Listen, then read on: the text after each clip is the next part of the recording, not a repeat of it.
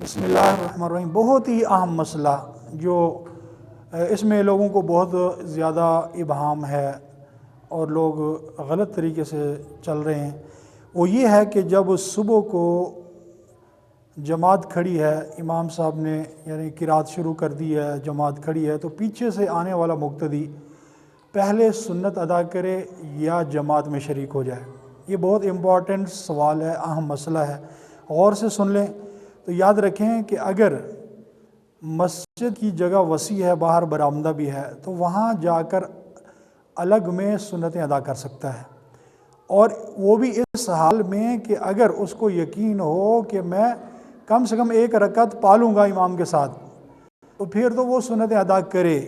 اور اگر امام دوسری رکعت میں ہے یا تشہد میں ہے اور اس کو یقین ہے کہ اگر میں نے سنتیں پڑھیں تو میری جماعت نکل گئی، تو اس کو چاہیے کہ وہ آ کر جماعت میں شریک ہو جائے۔ پھر سنتیں کب پڑھے؟ بعض لوگ جو ہے وہ فرضوں کے بعد سورج نکلنے سے پہلے سنتیں پڑھ لیتے ہیں، تو یہ بھی غلط ہے۔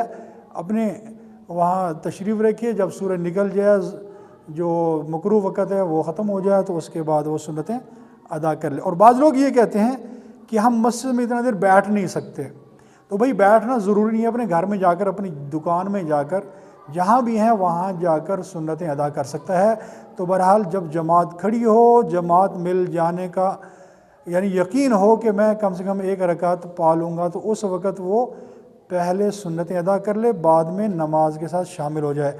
اور اگر یقین ہے کہ سنتیں پڑھتے ہوئے میری جماعت نکل جائے، تو پھر وہ پہلے سنتیں ادا نہ کرے بلکہ جماعت کے ساتھ شریک ہو۔ اور دوسری بات یہ ہے کہ اگر مسجد چھوٹی ہے، صرف مسجد کا کمرہ ہے، مسجد کا باہر برآمدہ نہیں ہے، مسجد چھوٹی ہے، تو وہ اس جگہ بھی وہ سنتیں ادا نہ کرے، بلکہ اگر باہر الگ برآمدہ ہے، کوئی الگ جگہ ہے، تو وہاں جا کے سنتیں ادا کرے، پھر آگے جماعت میں شریک ہو جائے۔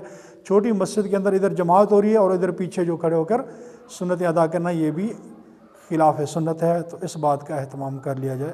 جزاک اللہ۔